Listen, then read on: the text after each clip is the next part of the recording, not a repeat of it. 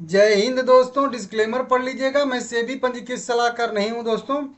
आज उत्कर्ष small finance bank limited में गिरावट भी आई है और कल का डेट सबसे इंपॉर्टेंट डेट रहने वाला है।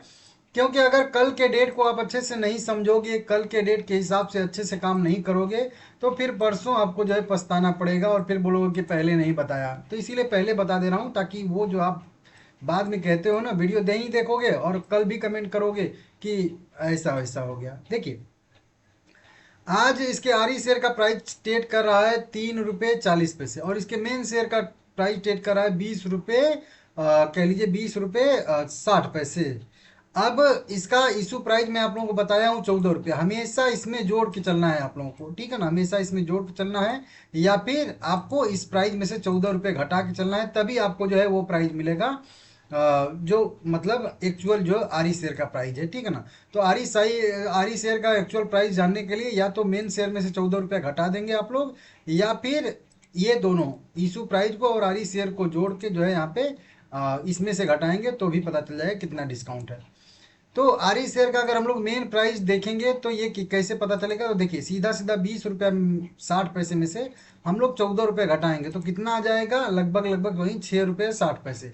अब 6 रुपये 60 पैसे में से 3 रुपये 40 पैसे घटाएंगे आप लोग, तो सीधा सीधा आ जाएगा 3 रुपया, कह लीजिए एक तरीके से।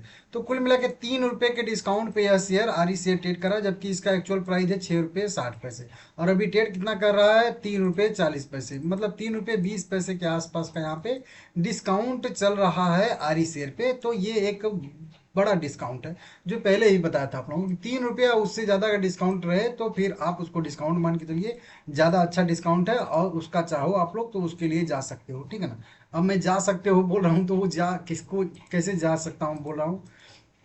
24 अक्टूबर से इसका जो है राइट इशू ओपन हुआ है। तो अगर आपके पास पहले से रिकॉर्ड डेट के दिन से शेयर थे तो आप को आरी शेयर मिले थे, हर 13 शेयर के बदले में 8 शेयर। तो आपने या तो अप्लाई कर दिया होगा तो भी बढ़िया है, और अगर आपने सेल कर दिया होगा आरी शेयर को तो भी बढ़िया चीज़ है। लेकिन अभी की स्थिति में क्या करना है, अभी मेरे पास ना ही शेयर है ना ही कुछ है, तो फिर क्या करना है। तो देखिए यहाँ पे आरी शेयर डिस्काउंट पे है 3 रुपये का, तो आरी शेयर बाय करके उत्कर्ष स्मॉल फाइनेंस बैंक लिमिटेड का राइट इशू अप्लाई करना चाहिए, क्योंकि 3 रुपया का आपका डिफरेंस है। इसको एक ऐसे समझा देता हूँ आप लोगों को। चलिए, मुझे आप एक कोई भी एक व्यक्ति है जो आज मार्केट में आया है और उसको उत्कर्ष स्मॉल फाइनेंस बैंक का शेयर खरीदना है।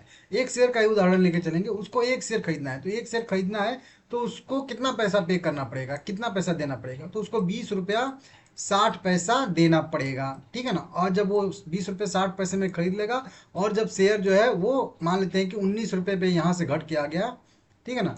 मान लेते हैं कि 20 रुपये 60 पैसे वो व्यक्ति देगा और कल प्राइस गिर के 19 रुपये पे चला है, तो उसको कितना लॉस होगा, 1 रुपये 60 पैसे का लॉस हो जाएगा, ठीक है ना।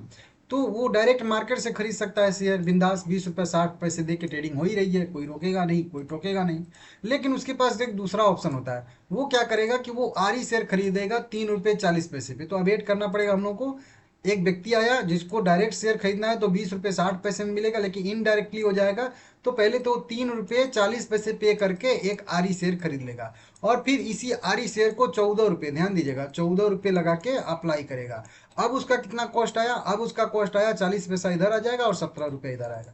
17 रुपये 40 पैसे, जहाँ पे उसको शेयर 20 रुपये 60 पैसे में मिल रहा था, वहीं पे अब उसको शेयर कितने में मिल रहा है, 17 रुपये 40 पैसे में। अब मान लेते हैं ये शेयर उसको 10 दिन के बाद मिलेगा। अभी 17 तारीख है, तो मान लेते हैं 7-8 नवंबर में उसको शेयर मिलेगा, और उस समय मान लेते हैं प्राइस 18 रुपये पे ट्रेड कर रहा है। तो जो 20 रुपया में बंदा शेयर खरीदा है, तो 8 नवंबर या 10 नवंबर मान के चलिए, 10 नवंबर को दोनों का प्राइस, क्योंकि ये मेन शेयर का प्राइस अगर मान लेते हैं उस समय गिर के 8 रुपया चला है, 18 रुपये चला है। एक ने 20 रुपये 60 पैसे पे खरीदा है, एक ने इनडायरेक्टली खरीदा है आरी शेयर बाय करके अप्लाई, तो इसको 17, तो 18 रुपये चलाए होगे। तो इस बंदे को सीधा सीधा आप लोग देखोगे 2.5 रुपये का यहाँ पे 2 रुपये 60 पैसे का लॉस हो रहा है। लेकिन जिस बंदे ने आरी शेयर बाय करके अप्लाई किया था, उसका बाइंग कॉस्ट टोटल 17 रुपये 40 पैसे आया था। मतलब वो बंदा अभी भी 60 पैसे के प्लस में ही चल रहा है। जब तक 17.40 के नीचे नहीं शेयर जाएगा शेयर का प्राइस, तब तक उस मतलब इनडायरेक्टली जो खरीद के गया है बंदा, उसको लॉस नहीं होगा।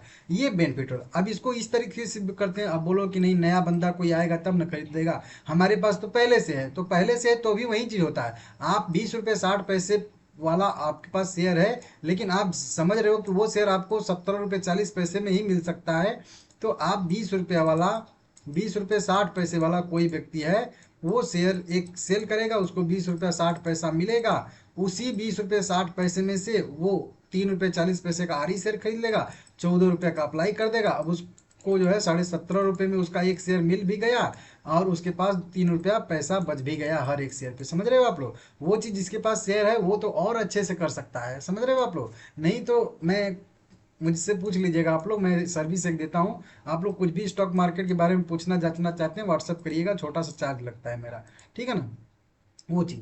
तो ये यहाँ पे समझ में आ गया आप लोगों को। अब कल क्या डेट क्या है? कल का डेट याद रखना है आप लोगों को कि कल ही तक बस टाइम है आपके पास, क्योंकि आरी शेयर जो 24 अक्टूबर से ओपन हुआ था, तो वो जो है केवल 28 तारीख तक ही ट्रेड करेगा। मतलब ये जो आरी शेयर 3 रुपये वाला है ना, ये बस कल तक ही इसका जो है टाइम है। कल के बाद ये शेयर जैसे स्वतः ही आया था आपके डीमेट अकाउंट में ना, स्वतः ही गायब भी हो जाएगा, ठीक है ना, ये अपने आप समाप्त हो जाएगा। तो कल तक इसका लास्ट ट्रेडिंग का डेट है। तो वही चीज़ है, आप अपने हिसाब से कैलकुलेट करके प्रॉफिट लॉस जो भी है, कल अगर आपको अप्लाई करना होगा तो इस शेयर को होल्ड करके रखिएगा अगर आपके पास पहले से मिला है तो। नहीं, अगर आपको अप्लाई करना है, आपके पास आरी शेयर नहीं है, तो आरी शेयर कल खरीद लीजिएगा। और अगर ज़्यादा है तो भी आप अपने हिसाब से कर सकते हो। मतलब आपको अप्लाई करना है तो ये आरी शेयर आपके पास होना चाहिए, नहीं है तो खरीद लीजिएगा और अप्लाई कर दीजिएगा, ठीक है ना। और पहले से आप अप्लाई कर दिए हैं और भी अप्लाई करना चाहते हैं तो भी आप कर सकते हैं, ठीक है ना। तो इस तरीके से कर लीजिएगा। मतलब ये शेयर की ट्रेडिंग केवल कल तक होगी। कल जो भी व्यक्ति खरीद के इसको कल तक होल्ड कर लेगा उसको अप्लाई करना ही करना पड़ेगा, ये ध्यान दीजिए।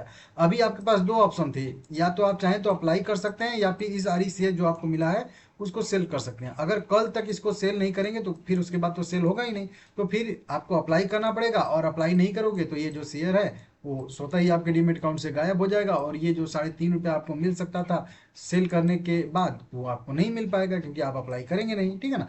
तो फिर आपको या तो अप्लाई करना ही करना पड़ेगा, एकदम क्लियर, ठीक है ना। देख लीजिएगा आप लोग, डिस्काउंट पे शेयर है। मैं तो बोलूँगा कि अगर आप उत्कर्ष का शेयर बाय करना चाहते हैं तो इनडायरेक्टली जाएंगे तो आपको ज़्यादा बेनिफिट होगा। और कल इसके लिए लास्ट डेट है, 3 नवंबर अप्लाई करने का लास्ट डेट है। तो अगर आप अप्लाई करना चाहते हैं तो बिंदास जो है आप 28 तारीख को शेयर खरीद के 3 नवंबर तक आप आराम से अप्लाई कर सकते हैं। 4 नवंबर को इसका जो है अलॉटमेंट होगा, 6 नवंबर को क्रेडिट होगा आपके डीमेट अकाउंट में शेयर अप्लाई करेंगे तो, और 7 नवंबर से इसकी शेयर की ट्रेडिंग शुरू हो जाएगी। समझ रहे हो आप लोग? तो उस दिन तक फिर शेयर आपको मिल जाएंगे, तो फिर आप चाहो तो बेचो खरीदो जो मर्जी वो करो, ठीक है ना। इस तरीके से ये राइट इशू है, इसको अच्छे से समझना जरूरी होता है। राइट इशू एक बार समझ लोगे अच्छे से तो हमेशा काम देगा भाई, ठीक है ना। नहीं तो फिर इसको बहुत तरह से यूज किया जाता है, ठीक है ना, बहुत तरह से, ठीक है ना। ठीक है भाई, देखिए मेरा व्यू उत्कर्ष स्मॉल फाइनेंस बैंक में कुछ खास नहीं है, क्योंकि शेयर निचले लेवल पे ही ट्रेड कर रहा है। तो आप लोग अपने हिसाब से देख लीजिएगा, लेकिन कल वाला डेट आप लोग मत भूलिएगा, कल आखिरी मतलब ट्रेडिंग का डेट है।